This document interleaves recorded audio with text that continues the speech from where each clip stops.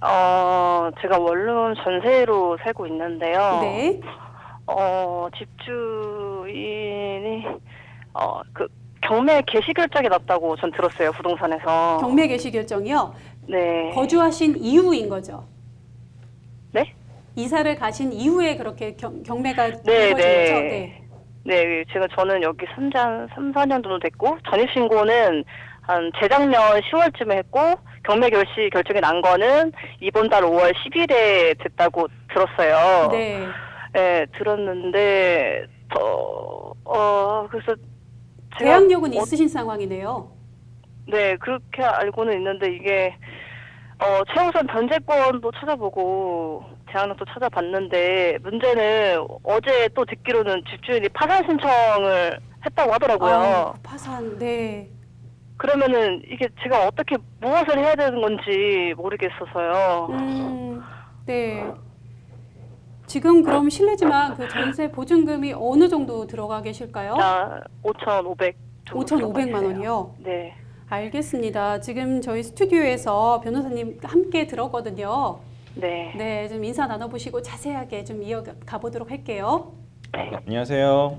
네, 안녕하세요. 예, 김선 변호사라고 합니다. 어쨌든 네. 지금 굉장히 좀 걱정이 많으실 것 같은데 지금 네. 뭐 많이 근데 알아보신 것 같아요. 미리 또 질문을 읽어보니까 우선순위 뭐 3,700만 원 이런 것도 알고 네. 계시고 지금 근데 네.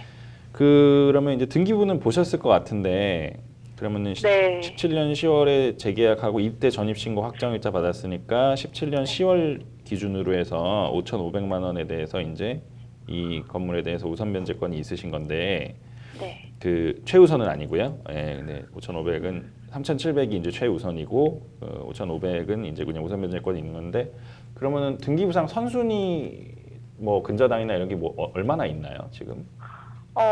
근저당이 11년도에 한 11억쯤 있으셨고 11억이요? 11억이요? 네. 예. 네. 그럼 이게 건물 이게 그 건물 전체에 대해서인 거죠? 네, 건물 다세대나 다 네, 가지고 다세대니까. 있고. 예. 네. 건물주가 집주인이고 11년도에 근저당이 잡혀 있었는데 조금씩 감액을 하고 계셨더라고요. 네, 네, 네. 그랬다가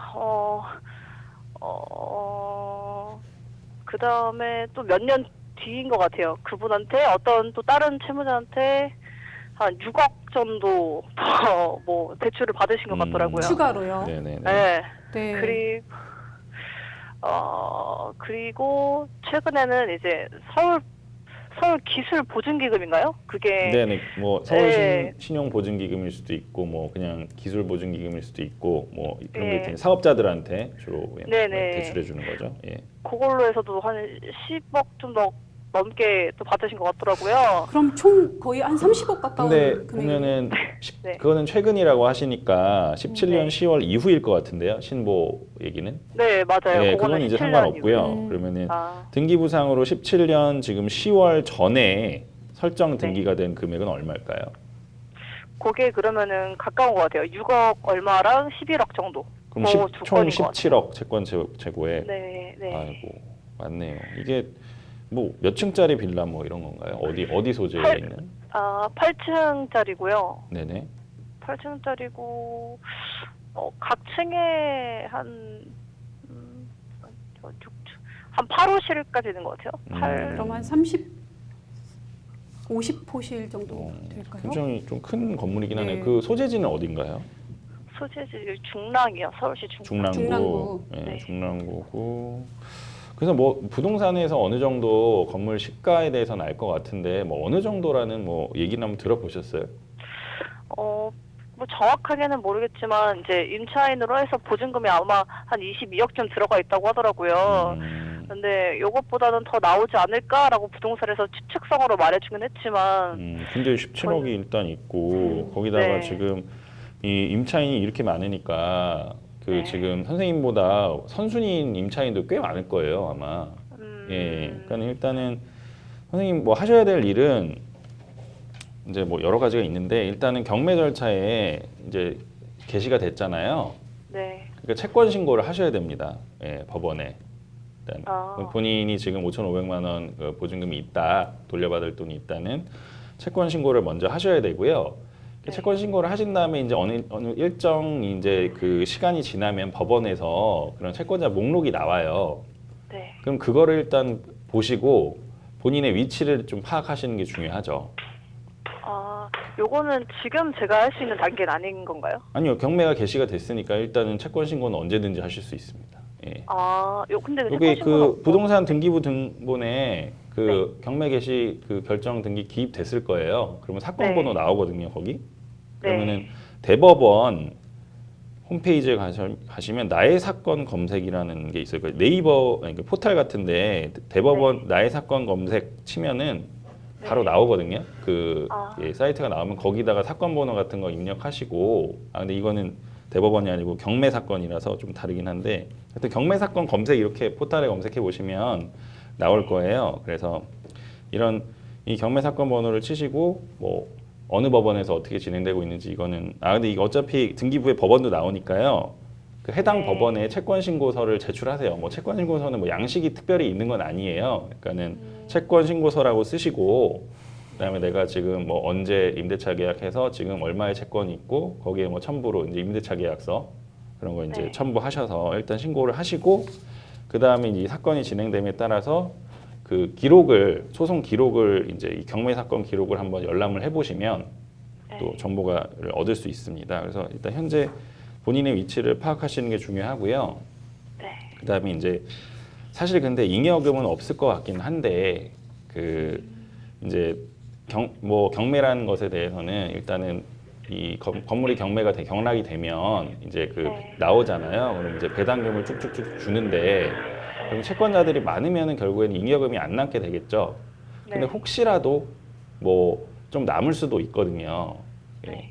그런 것들에 대해서 한번 그 가압류를 하는 것도 고려해 볼 수 있습니다. 그런 이제 그 나중에 그 재산이 전부 다 이제 그 이제 배당 절차 끝나서 하고 남은 금액은 그 집주인한테 가는 게 원칙이겠죠, 그렇죠? 네. 그거에 대해서 일단 가압류를 진행해 볼 수 있는데 사실 괜히 또 뭐 인지 비용이나 또 뭐 법무사 비용이나 변호사 비용만 쓰고 아무런 실익도 없을 수 있기 때문에 먼저 이 진행이 될 때 좀 상황을 이렇게 본인의 위치를 파악하시는 게 중요할 것 같아요. 그래서 내가 여기서 진짜 받을 수 있는 건지 아닌 건지 그런 거를 한번 좀 순위를 통해서 파악을 하셔야 될 것 같고요. 두 번째로 지금 파산 신청했다고 그랬죠, 집주인. 네, 요것도 지금 네. 결과가 다 이번 달 말이나 다음 달 초에 나온다고 하더라고요. 개인 파산 신청을 한 게 맞나요? 개인 파산? 그게 파산에도 다른 종류가 있나요? 그러니까 법인을 만약에 운영하신 게 되면 법인 파산 신청이면 이 사건과는 아무 관련이 없거든요. 아, 예. 법인. 그거를 확인을 근데 해보셔야 왠지 개인 파산일 것 같기는 해요. 근데 이제 아까 뭐 신용보증기금 이런 얘기 나오고 하니까 뭐 네. 법인 파산일 수도 있겠다는 생각도 들고 해서 그런 건데 아무튼 네. 개인 파산 신청을 하셨으면 일단은 그것도 그 이제 어차피 그 건물에 있는 채권자고 하니까 통지는 올 거예요. 본인이 당연히 이제 건물을도 거기다가 파산 재산 목록에 넣었을 거고 그러면은 법원에서 채권자들 일일이 해가지고 신고하라고 안내가 옵니다. 예. 네. 그러니까는 그거는 그냥 그 받아서 진행하시면 될 것 같고 근데 지금 본인이 굉장히 답답한 상황이다 보니까 법원에서 그렇게 뭐 보내오는 걸 기다리기보다는 그 경매 사건에서는 좀 본인이 적극적으로 검색을 하시고 선제적으로 좀 조치를 하기 위해서 현재 내가 이 채권자 중에 몇 순위에 있느냐 이런 것들을 일단 파악해 보시는 게 좋을 것 같아요. 예. 그거는 서면으로 안 하고 인터넷으로도 충분히 조회가 가능한 건가요? 뭐 인터넷으로 가능한 한계는 있고요. 경매 사건 이제 사이트 같은 것들이 많이 있어서 거기서 볼 수는 있지만 막 채권자 목록이 막 다 나오고 그러지는 않아요. 그러니까는 그거는 이제 채권 신고 기간이 어느 정도 이제 근데 어느 정도 시간은 걸립니다. 그러니까는 시간이 지난 다음에 일단 채권 신고 하시고 법원에 한번 기록 열람 등사 신청을 한번 해보시면 좋을 것 같아요. 그래서 경매 사건 기록을 좀 열람하셔가지고 보시는 게 인터넷으로 보시는 것보다는 좀 더 정확하고 좀 상세한 정보를 알 수 있을 것 같고요. 그리고 지금 바뀌신가 봐요. 약간 좀. 제가 예. 지금 일하다가 아. 나와가지고. 네네. 그리고 전세 보증금을 100% 돌려받을 수 있는 법이 없냐 이런 이제 네. 질문이셨는데 이제 여기에 대해서 직접적으로 답을 해드리면 현재로서는 알 수 없죠. 그러니까 본인의 이 경매 절차에서의 지위가 그러니까 나의 위치가 내가 몇 순위냐가 중요한 거거든요. 사실 순위가 높으시면은 다 받으실 수도 있어요. 경매 절차에서. 예. 3,700은 최우선이기 때문에 3,700은 확보가 되실 거고요. 그다음에 이제 나머지 결국에는 1,800이 문제인 1,800만 원. 거잖아요. 네. 그렇죠? 예. 이 1,800을 어떻게 받을 거냐 이거는 이제 본인의 순위를 따져 보셔야 되는 거죠. 예.